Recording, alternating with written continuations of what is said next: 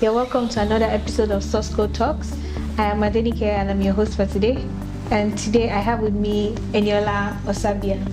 Eniola is a full-stack developer and is also running a community, a tech community.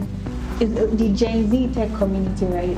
Yeah. So Eniola, it's nice to have you on the show. Thank you for considering SauceCodeTalks. So I'm going to be having a chat with Eniola and I'm going to be asking him questions about himself and what he does for the tech community. So Eniola, tell us about yourself and your journey into the Nigerian tech space. Thanks for having me. My name is Eniola Osabiya. I am a software developer, full-stack developer, and cloud engineer. Currently building too many things, which is quite unhealthy. Gen Z techies, product pay, and crowdfund your fees. And yeah, that's the short bio about me. Among all other areas in technology, why did you choose full stack development? Like, why not front end? Why not back end? Why not QA or any of those?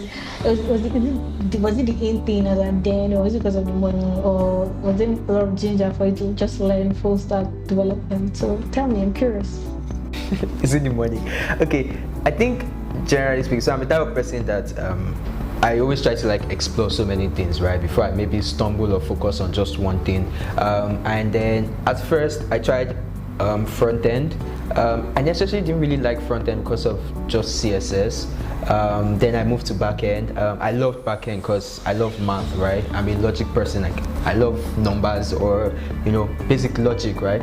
So I did back end, but then again, I think type of jobs I was trying to get at the early stage of my career were things that require me to kind of do everything, because maybe startups want to save low cost and hire someone who can at least do everything. So I had to kind of go back to front end, and then I get back to front end, and then I necessarily wasn't even really writing CSS, but one thing I knew about front end I was good at is the logic part of it, right? So maybe having to like connect to APIs and do all of other stuff, still living CSS. So the time I finalized and I was like, okay, I think I can really just do everything. Like I took applications from really idea to production, and people are using it. So did the front end, did the back end, did the deployment, and then that was how full stack came about.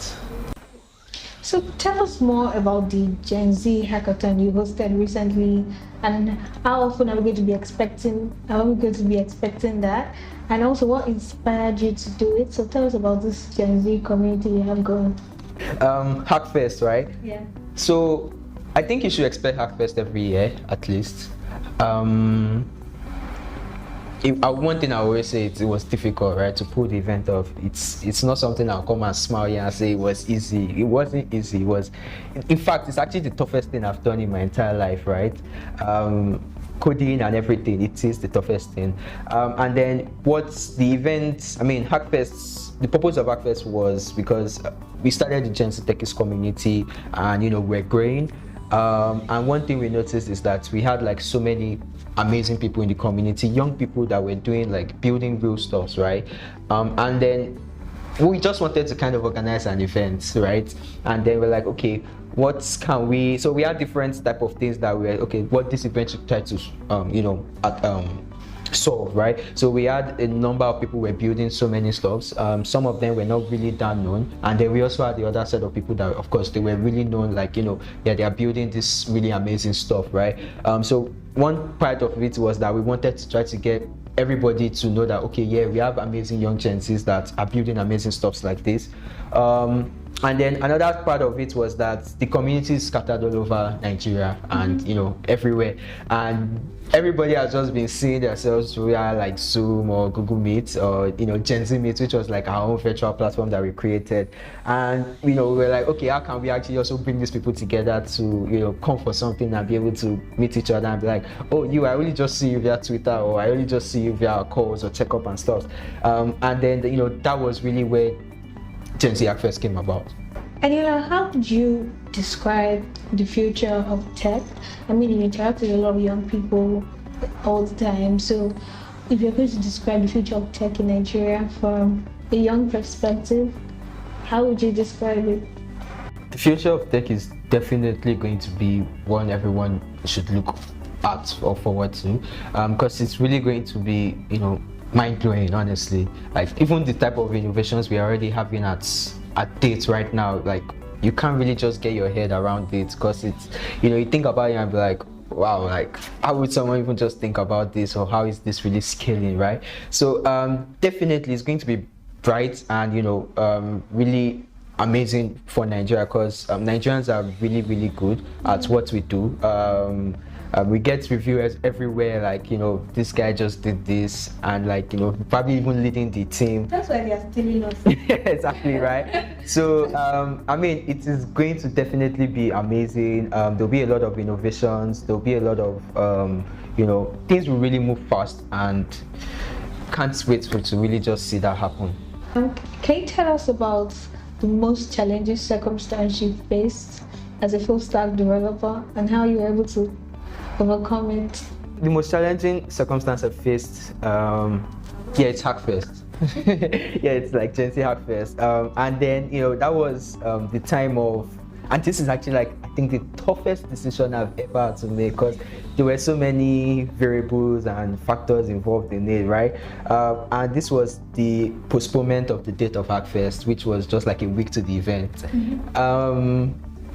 So, like, really, one thing is that before we're going to pick a day for Hackfest, it took a whole long time, right? Because we had to look into many factors of that. The type of people who wanted to attend this event were students, right? And of course, students are in schools, right? And there will probably be exams. So, we really had to look at so many things that WAEC wasn't happening then. They were maybe going on vacation, or they have written their like major exams. And then, we found a sweet spot, which was July 9th-ish. And everything was all good, everything was going great. Also, we got to know that there was going to be a public holiday that Monday, which was going to be like the Ileya festival for the Muslims, right? And then a week to our event, because I think the Muslims have this, their celebration is usually variable a bit due to like how the moon works and stuff like that. And then they were like, okay, well, now the new information coming to us is that Ileya is falling on Hackfest Day. Jesus Christ. And then, we started getting comments of people who are like, I can't show up because, this is affecting with this. Even affected some people in the core team planning as well, that, they won't be able to, because really, like, the team planning at first were all young people as well, like young people as me, right? So, and they had to, of course, they have this, they couldn't really make decisions, right? They had to factor into what their parents are saying and things like that. So they were like, they can't make it work, and it was really just really annoying, because apart from that, like the sign-ups we had even gotten for Gen Z Hackfest then were still playing, right? Like we hadn't really gotten the number, like the hall could take as high as like 600 plus people, and then at that point in time we still had like 300-ish people, and it was crazy, and we're like, how are we going to do this? And these people are now bringing their own again, that this date can't work. Do we postpone the date? And one thing is that if we have to postpone the dates, it's kind of like we're losing everybody that we've gotten before, because it's a new date, it may not work for them. And one thing is, Hackfest was paid, so we cannot just change a date, because like people have paid and like they've set in their minds for that date, right? And it was really crazy. We had to make a lot of calls to talk to our sponsors. Does this day work for you? Does this new proposal day work for you? We had to check the hall. Even the days wanted to take it, the hall was like, it was booked. And we had already paid money for the hall. And then they had this refund policy of that, you can't get more than like 40% of how much you've paid, right? And we're looking at like over $1 million plus there. So at most we could only get like, let's say 400K back for that if we're whole and all. And then it was really just I didn't even know. I had to just zero out and like leave the whole team at some point, and I just was like, what, I put 2 people in charge and like run the operations and kind of go back into like a meditating zone and just really think and like, okay, what do we do next?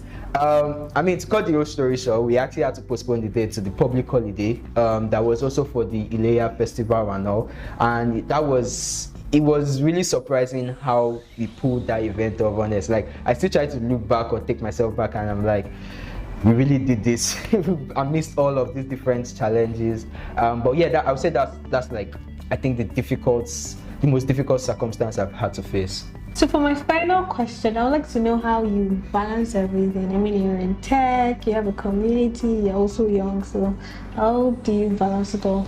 I don't think I have like one smart answer to say to this, honestly. I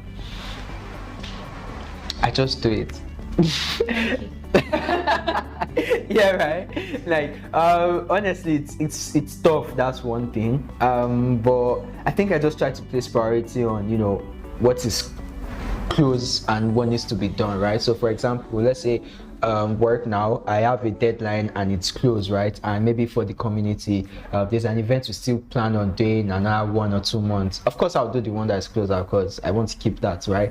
But I think that's really just how I try to really manage things and balance everything up. And I'm someone that I like people disappointing me, so in turn I don't usually want to disappoint people, so I would usually spend nights or really try as much as possible to do everything to just make sure I'm still on target.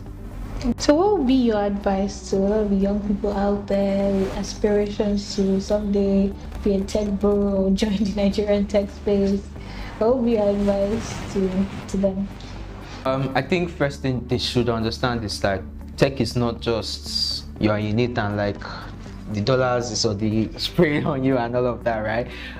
You need to definitely have a good mindset to really keep at it, because there would be so many annoying things that could happen to you, and that could easily just let you give up, right? You need to have a positive mindset, and you need to really also be consistent, right? You need to keep showing up, to keep practicing that skill and trying to not give up on that bug that may want to ruin your brain, right? So I think that would really be my advice to people who are trying to join the tech space. Hi, my name is Eniola Osabiya. I am a software developer and full stack, to be precise, and cloud engineer with 5 years of building experience. And thanks for having me on the Source Code chat. Right, that's our show, everyone. Thank you very much for watching. Thank you, Eniola, for coming on the show. And if you're watching, don't forget to like and subscribe to our YouTube channel and follow us on our social media platform. It's Find Worker on Instagram and Twitter.